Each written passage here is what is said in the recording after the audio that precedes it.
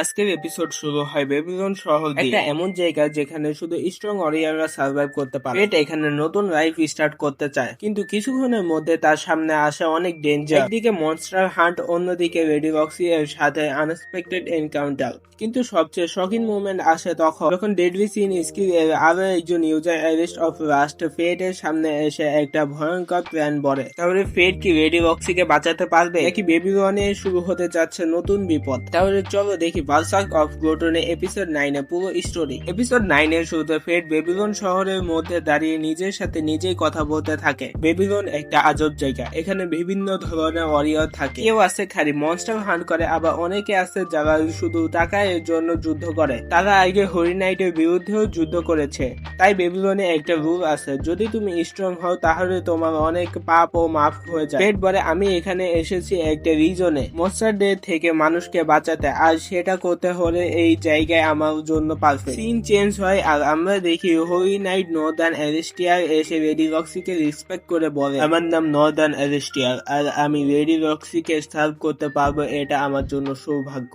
আমার বাবা, এরপর কি তুমি বেবিলনের দায়িত্ব নিয়েছো? অ্যারিস্টিয়ার বলে, হ্যাঁ, আপাতত আমি নিয়েছি, বাট আমি স্যার মাসনের সাথে যুদ্ধে ছিলাম, কিন্তু তাকে আমি বাঁচাতে পারি নাই, তাই এখনো ওই কথা মনে পড়লে আমার খারাপ লাগে।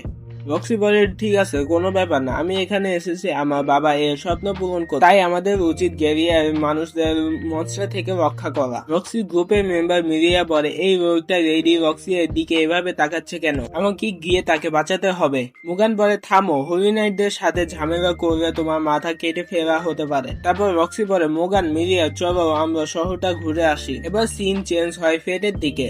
ফেট মনে মনে বলতে লাগলো, রুম নিতে হলে 10 গোল্ড কয়েন লাগবে, আর ব্রেকফাস্টের জন্য আরো একটা গোল্ড কয়েন দিতে হবে। ফেট মনে মনে বলে, এই শহরে যত বেশি টাকা থাকবে তত বেশি সুবিধা পাওয়া যাবে। তখন তার সোর্ড গ্রিড বলে, ফেট বাম দিকে তাকাও, ওই দোকানের আইটেম গুলো দেখো।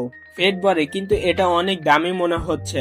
গ্রিড হেসে বলে, এত কনজুস হয়েও না, মনস্টার মেরে তুমি আরো টাকা আর্ন করতে পারবা, চলো আমি তোমাকে হেল্প করি। তারপর ফেট দোকানে গিয়ে সোর্ডের জন্য মাইন খুঁজতে থাকে। ফেট দোকানদারকে সোর্ড দেখালো। দোকানদার সোর্ডটা দেখে শক হয়ে বলে, এই চিহ্নগুলো কি? এটা তো নর্মাল মার্ক মনে হচ্ছে না, এটা কি ফায়ারবলের আঘাত? ফেট জিজ্ঞেস করে, তুমি কিভাবে বুঝবে? দোকানদার হেসে বলে, দেখো আমি ঠিক বলেছিলাম না?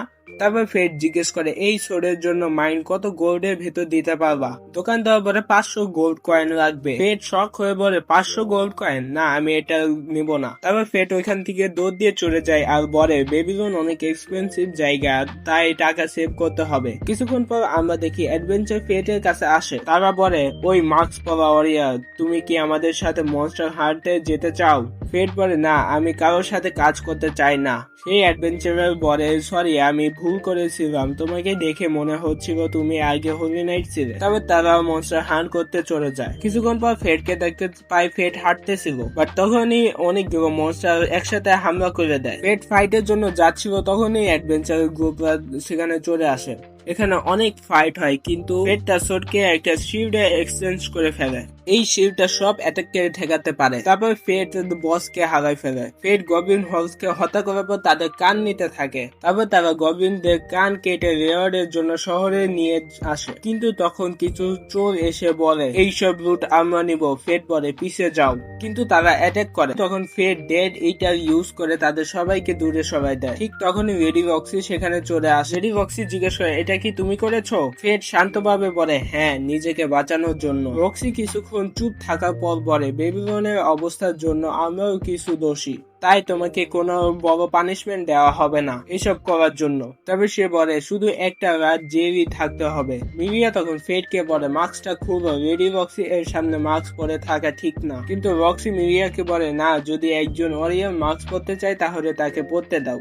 তারপর রক্সি জিজ্ঞেস করে, তোমার নাম কি? ফেট কিছুক্ষণ ভেবে বলে, কপস। তারপর রক্সি চলে যায়।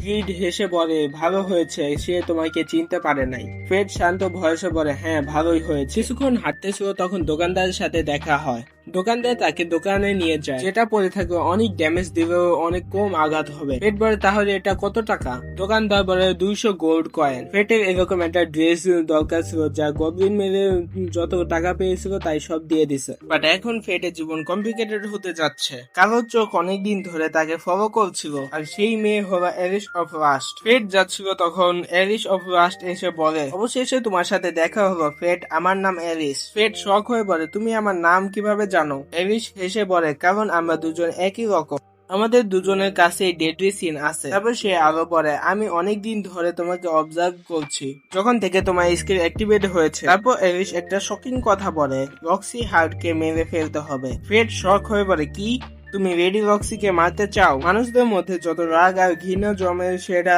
একসময় মনস্টারে পরিণত হয়, যার ফলে অনেক শক্তিশালী ফ্যান্টম বের হচ্ছে। আর তুমি তো জানোই একটা ফ্যান্টম পুরো সিটিকে শেষ করতে পারে, এর জন্য রেডি রক্সিকে মরতে হবে, যার ফলে এই ফ্যান্টমকে শান্ত করা যাবে। ফেট বলে, আমি এটা হতে দিব না। ফেট রেগে সেখান থেকে বের হয়ে যায়। তারপর ফেট মনে মনে বলতে লাগে, যদি রক্সিকে বাঁচাতে হয় তাহলে আমি সবার বিরুদ্ধে যুদ্ধ করতে রাজি। রেডি রক্সিকে বাঁচানোর জন্য আমি সবার সাথে যুদ্ধ করব। এন্ড এটা বলার পর এপিসোড 9 শেষ হয়ে যায়। তো বন্ধুরা, আজকের এপিসোড 9 ছিল খুবই এক্সাইটিং। ফেটের জার্নি বেবিলনে শুরু হলো, অনেক মনস্টার মারলো, কিন্তু তার গ্লুটনের স্কিল এখনো ফুলি অ্যাক্টিভেট হলো না। আর তারপর রক্সির সাথে দেখা, এরিস এর লাস্ট স্কিল, সবকিছু মিলে স্টোরিটা একদম ইন্টারেস্টিং হয়ে গেল।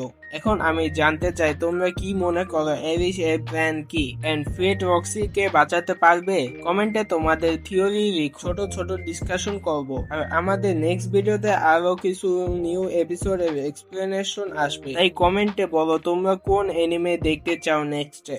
আর যদি এপিসোড 10 দেখতে চাও তাহলে কমেন্টে বলো এপিসোড 10, আমি খুব তাড়াতাড়ি আনার চেষ্টা করব। ভিডিওটা ভালো লাগলে লাইক দিতে ভুলো না, আর সাবস্ক্রাইব করে থাকো। টার্গেট হলো 15 লাইক, 15 কমেন্টস এন্ড 15 সাবস্ক্রাইবার। চলো দেখা হবে নেক্সট ভিডিওতে, আর থাকবে আরো exciting moments. So good bye.